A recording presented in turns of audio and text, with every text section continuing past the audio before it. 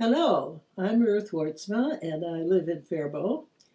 I have known Pastors Gordon and Pastor Melissa for a number of years and have worked with them in a couple of capacities.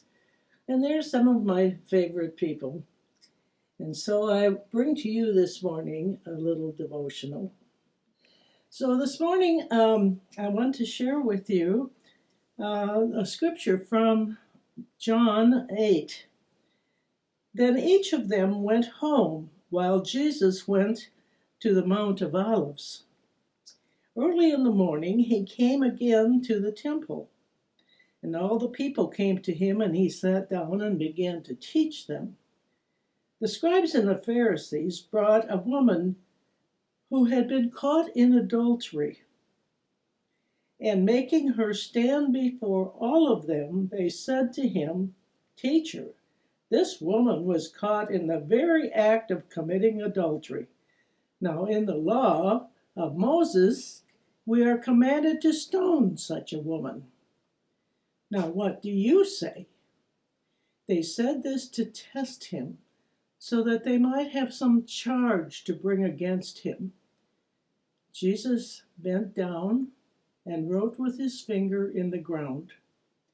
And when they kept on questioning him, he straightened up and said to them, "Let anyone among you who is without sin be the first to throw a stone at her." And once again he bent down and wrote on the ground.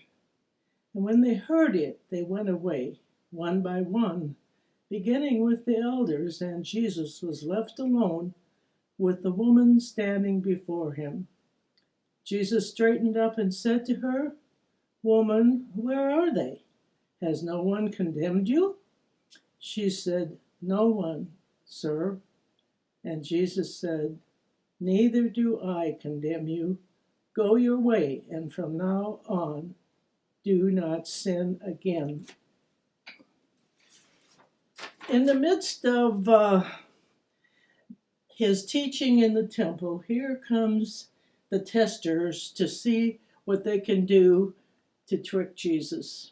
So they bring the woman who's caught in adultery. And of course, this was a sin that could be stoned by the law. Over and over, Jesus was tested in various ways to disprove who he was. Now he was being asked to judge this woman. This passage raises questions for me. What about the man involved? Why was this particular sin singled out? Is some sin greater than others? And how did Jesus react to this accusation? We see that twice he looked down to the ground and wrote in the sand before he spoke. I think he took time to think about this situation. And then he makes two simple statements. To the accusers, he says, "Whoever was without sin could throw the first stone." No judgment, just truth. Hers was not the only sin. One sin is not bigger than another. To the woman, he says, "The offer of forgiveness is yours, and choose a new direction." She was worthy of his love. So the message for us, I think, is to put aside our tendency to judge and learn to love. Gracious Lord, help us to write in the sand before we make judgments about others, remembering that your love includes all persons.